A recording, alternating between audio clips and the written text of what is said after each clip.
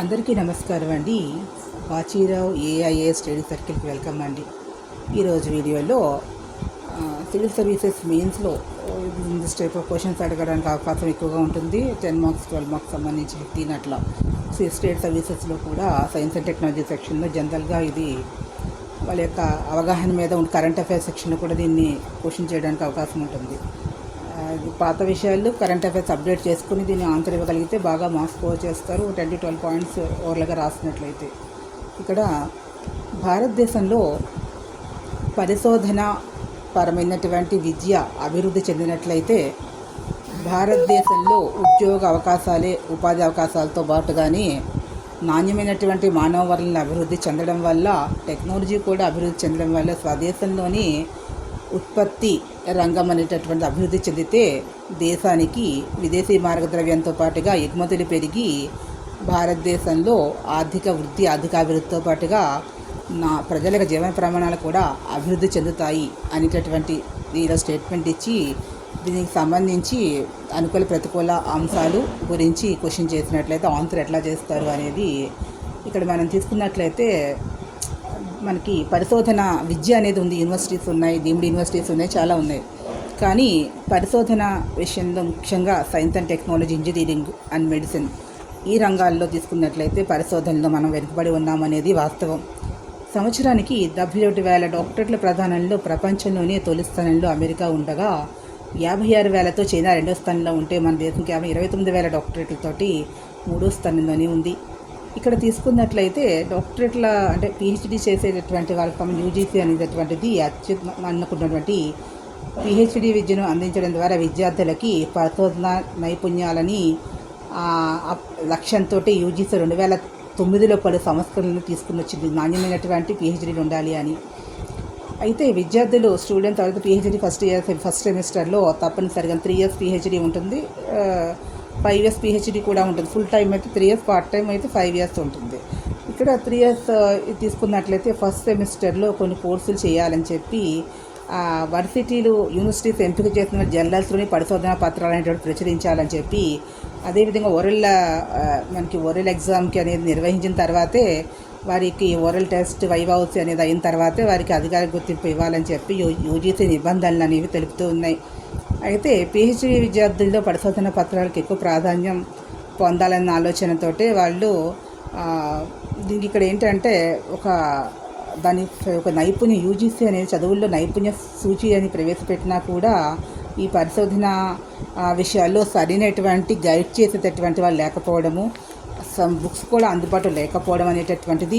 ఇంకా science and technology తీసుకున్నట్టు lab అనేది కూడా అందుబాటులో లేకపోవడం వల్ల నాణ్యమైనటువంటి పిహెచ్డీస్ అనేవాళ్ళు ఉండటం లేదు. పరిశోధనా పత్రాల్లో ఇంటర్నేషనల్స్ ఉన్నటువంటి జర్నల్స్లో చేయకుండా లోకల్గానే వాళ్ళు జర్నల్స్లోనే వాళ్ళు చేయడం అనేటటువంటిది. అదేవిధంగా రీసెర్చ్ అనేది లోకల్గా వాళ్ళకి తెలిసినటువంటి గైడ్స్ ఇట్లా ఒక లోకల్గా కొంత ప్రభావం అనేది అక్కడ చూపిస్తూ ఉంది. కాబట్టి టాలెంట్ అంటే ఒక ఎగ్జామ్ పెట్టి బేస్డ్ ఆన్ ద ఎగ్జామ్లో సెలెక్ట్ అయిన వాళ్ళని పిహెచ్డీస్లో తీసుకున్న తర్వాత తీసుకుంటున్నా కూడా ఇక్కడ ఏంటంటే ఇక్కడ క్వాలిటీ అనేది లేకపోవడం అనేది వన్ ఆఫ్ ద బిగ్గెస్ట్ డిసడ్వాంటేజ్గా మనం చెప్పవచ్చు. దీని డాక్టర్ ఆఫ్ ఫిలాసఫీ ఈ డాక్టర్ ఆఫ్ ఫిలాసఫీ అనేది ఏంటంటే మెంటల్గా ఒత్తిళ్ళు అవి తీసుకురావడం అనేది, అసమర్థత, పర్యవేక్షణ సరిగ్గా లేకపోవడం, శిక్షణ లేకపోవడం, మెంటల్ టెన్షన్స్ వల్ల కూడా ఇక్కడ మనకి వైజ్ఞానిక రంగంలో వెనుకబడిపోవడం వల్ల ఇండియా సూపర్ పవర్గా ఎదగలేకపోతుంది.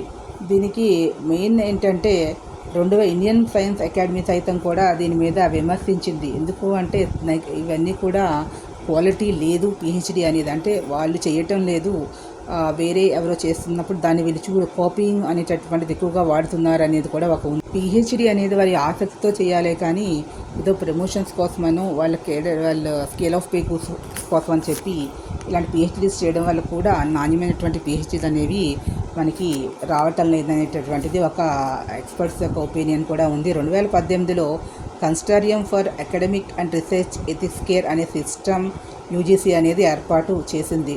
అయితే కొన్ని జర్నల్స్లో విద్యార్థులు పరిశోధన పత్రాలనే ప్రచురించవలసినటువంటి అవసరం ఉంది. అయితే ఇక్కడ వీళ్ళు ఏం చేస్తారంటే నాసి రకమైనటువంటి అంటే క్వాలిటీ లేని జర్నల్స్లో ప్రచురిస్తూ ఉన్నారు. అవి ప్రమాణాలని పాటించడం లేదని నార్మల్ మ్యాగజైన్స్లో చేస్తూ ఉన్నారు అనేది 2020 అని విమర్శలు కూడా ఉండడం వల్లే 2025 ఫిబ్రవరిలో యూజీసీ కేఏ సిస్టమ్ను రద్దు చేసింది.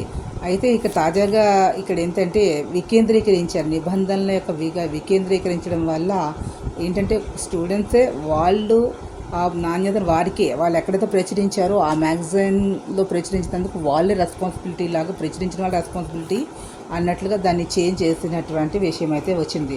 సో రెస్పాన్సిబిలిటీ ఎవరైతే పబ్లిష్ చేస్తారో వాళ్ళ మీదే ఉంది కాబట్టి కొంత కేర్ తీసుకుని వాళ్ళు జాగ్రత్తగా చేయగలుగుతారు. వన్ మోర్ పాయింట్ ఏంటంటే ప్రాంతీయ భాషల్లో పరిశోధన పత్రాన్ని ప్రోత్సహించడం ఎంతైనా అవసరం ఎంతైనా ఉంది. ఎందుకంటే ఎంతైనా కూడా వాళ్ళకి వన్ మోర్ పాయింట్ ఏంటంటే లోకల్ లాంగ్వేజ్లో మనకి విద్యాబోధన అదేవిధంగా హైయర్ ఎడ్యుకేషన్ పరిశోధన పత్రాలను కనుక అందుబాటులో ఉన్నట్లయితే విషయాన్ని గ్రహించడం అనేది ఇక్కడ ఇంపార్టెంట్. భాష ఏదని కాదు, అక్కడ వర్క్ జరగాలి అంటే కాన్సెప్ట్ డెవలప్ చేయాలి, డిజైన్ చేయాలి అంటే వాళ్ళ కాన్సెప్ట్ అర్థం అవ్వాలి. అంటే కాన్సెప్ట్ అర్థం అవ్వాలి అంటే వాళ్ళకి బాగా వచ్చింది వాళ్ళ ఎవరి మాతృభాషలో వాళ్ళకి గ్రిప్ ఉంటుంది లేదా వాళ్ళకి బాగా ఏ భాష అయితే చిన్నప్పటి నుంచి వస్తుందో దేంట్లో అయితే వాళ్ళు అర్థం చేసుకుని భావ వ్యక్తీకరణ చేయగలుగుతారో బాగా పని చేయగలుగుతారో ఆ భాషల్లోనే ఈ శాస్త్ర సైన్స్, టెక్నాలజీ, ఇంజనీరింగ్, మెడిసిన్ ఏదైనా కానీ అందుబాటులో ఉన్నట్లయితే వారు బాగా మెరుగైనటువంటి ఫలితాలను సాధించగలుగుతారు, అర్థం చేసుకోగలుగుతారు, బాగా పని చేయగలుగుతారు. ఇక్కడ ప్రొడక్ట్ డెవలప్మెంట్, డిజైన్ డెవలప్మెంట్ అనేది ముఖ్యం. దాన్ని ప్రజలకు అందుబాటులో ఉంచాలి, దేశం అభివృద్ధి చెందాలి. భాష ముఖ్యం కాదు, వారి యొక్క భావం అనేది ముఖ్యం. కాబట్టి ఆ విధంగా స్థానికంగా మనకి లోకల్ లాంగ్వేజెస్ని అభివృద్ధి చేయవలసిన అవసరం ఎంతైనా ఉంది.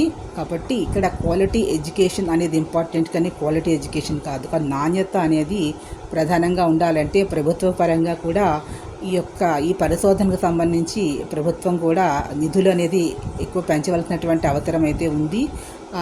అదేవిధంగా వీరు ఎవరైతే కొన్ని ల్యాబ్స్ తోటి విశ్వవిద్యాలయాలు అనేటటువంటివి కళాశాలలు కూడా పరిశ్రమలతోటి అదేవిధంగా స్టార్టప్స్ తోటి కొన్ని R&Dలతో కలిసి పనిచేయవలసినటువంటి అవసరం ఎంతైనా ఉంది. అలాంటి మార్గదర్శకాలను యూజీసీ కేంద్ర ప్రభుత్వం ఏఐసిటిఈ వారు జారీ చేయవలసినటువంటి అవసరం ఎంతైనా ఉంది. ఇలా చేయడం వల్ల ఏది పరిశ్రమకి ఏదైతే అవసరమవుతుందో R&Dకి ఏదైతే పనికొస్తుందో అటువంటి సబ్జెక్ట్స్ని ఆ పాఠ్యాంశాలను కనుక వీళ్ళకి కళాశాలల్లో యూనివర్సిటీ ప్రవేశపెట్టినట్లయితే థియరీ అక్కడ బాగా నేర్పి కొంత ప్రాక్టికల్గా ఒక 60% ప్రాక్టికల్ నాలెడ్జ్ కూడా అక్కడే వాళ్ళకి డెవలప్ చేసినట్లయితే అక్కడ విజయం సాధిస్తారు. అదేవిధంగా థియరీ ఒకటే కాదు, ఈ ఇండస్ట్రీకి పనికొచ్చే విధంగా ఆ యొక్క లాంగ్వేజెస్ ఏదైతే ఉన్నాయో సాఫ్ట్వేర్ లాంగ్వేజెస్, ఆ టూల్స్ ఇలాంటివన్నీ కూడా వాళ్ళకి 4 years కోర్సులో 2 years కోర్సులో PhD కోర్సులో కూడా అట్లీస్ట్ ఒక 3 months అయినా ఇలాంటివి 1 or 2 సబ్జెక్ట్స్ కనుక ఉన్నట్లయితే ఉపాధి అవకాశాలు మెరుగ్గా ఉంటాయి. పరిశోధనలో కూడా వాళ్ళు ముందర వెళ్ళగలుగుతారు. ఏదైనా చేయాలన్నా కూడా